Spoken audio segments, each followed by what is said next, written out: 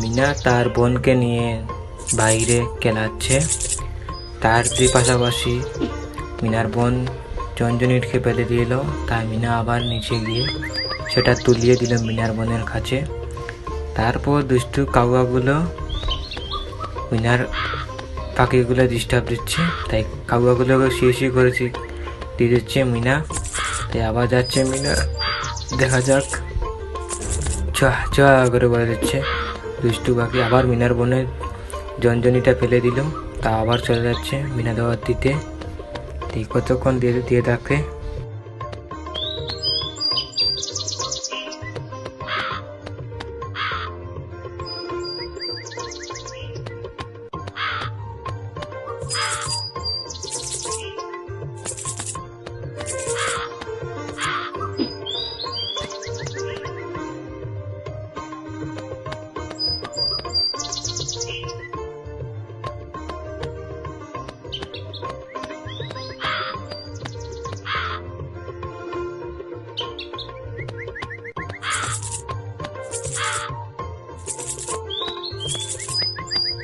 ততক্ষণই মিনার সব কাকগুলো দাঁড়িয়ে দিয়ে মিনা এখন ঘুমাতে যাবে। ঘুমাতে গিয়ে স্বপ্ন দেখে ফেললো মিনা, তাই কোথায় যাচ্ছে। তাই চলে যাক স্বপ্নের পাটে। ও মা, কি সুন্দর স্বপ্ন দেখছে মিনা। দেখুন, মিনা ঘুমায় গিয়ে স্বপ্ন দেখছে, কি সুন্দর সুন্দর জায়গা ঘুরছে মিনা ঘুমিয়ে ঘুমিয়ে। কত না ভালো লাগছে মিনা, তাই দেখছি আপনারা।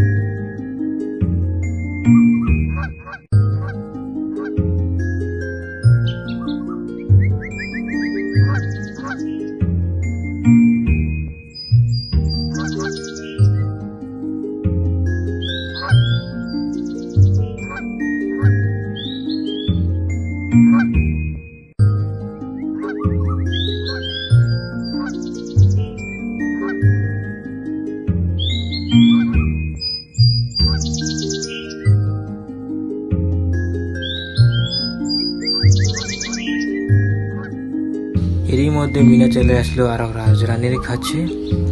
তার থেকে তার মেয়েকে দেখতে গিয়ে মিনাকে রাজরানী বললেন, এখানে গিয়ে তুমি একটা রাজপুত্র জীবাবে। ঠিক আছে, আমি যাচ্ছি। তাই মিনা দৌড়িয়ে দৌড়িয়ে যাচ্ছে।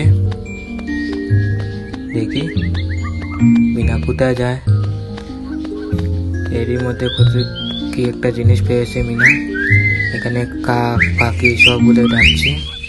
এক ঘন্টায় শিওর করছে মিনা, তাই এখন মিলিয়ে নিবে।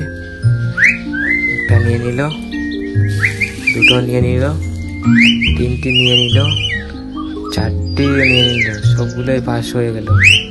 তাই মিনা একটা জাদুর হাতির এটা পেয়ে যাবে এখন। এগুলা খানি মিনা রাজরানীকে দিতে হবে তার মেয়ের জন্য। এটা জাদুর কাঠি পেয়ে গেল, জাদুর কাঠি যেটা বলি আমরা আগে, সেটাই। যেটা কি হয় এখন দেখা যাক। এটা নিয়ে মিনা চলে গেল রাজরানীর কাছে। যাওয়ার পর এখন মিনা মাটির নিচ থেকে